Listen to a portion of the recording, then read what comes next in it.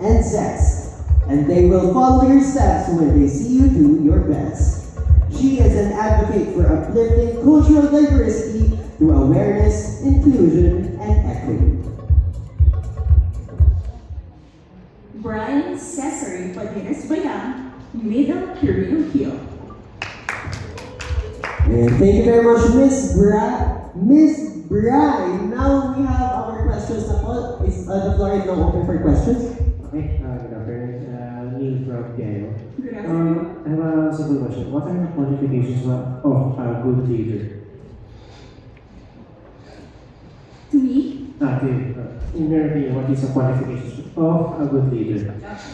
to me, a good leader is someone who has the ability to have empathy to his people, no matter what the situation is. The ability to understand and be in someone's shoes, and to act accordingly depending on their problem or their situation.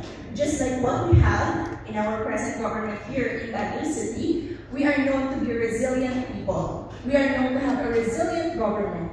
Just like the past typhoon, we were most affected. A lot of floods happened outside Baguio City. And here in our city, we experienced landslides. We experienced even flooding in Irisan. But our government persevered. Our government made efforts to help the society, to help its people, to help Baguio City. Thank you so much. Thank you very much, Miss Brian. Now, do we have one more question? Actually, two, me and then. Sige, dalawa po. Hi, Brian. So, you mentioned resilience. Resilient. Di ba nakakapagod maging resilient? Di ba mag-move na tayo towards accountability? What's your say on this? Yes, it's true that resilience, being too resilient for a very long time can have its mental toll to each and every one of us. I experienced a lot of downships and hardships in life, but I persevered. But it's true what Miss Mia said, that nakakapagod nga namang maging resilient. Nakakapagod nga namang mag-persevere.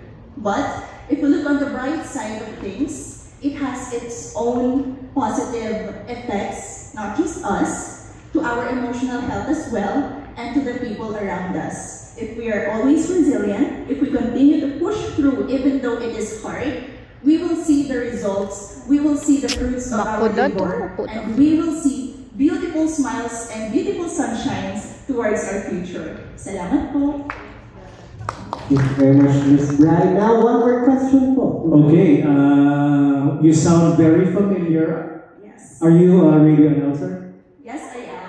I am a radio announcer. I am known as DJ Sexy Inday, working as a radio DJ in the #1 radio station here in Baguio City and in Northern Luzon, Barangay 92.7, forever na, habang buhay pa, #1.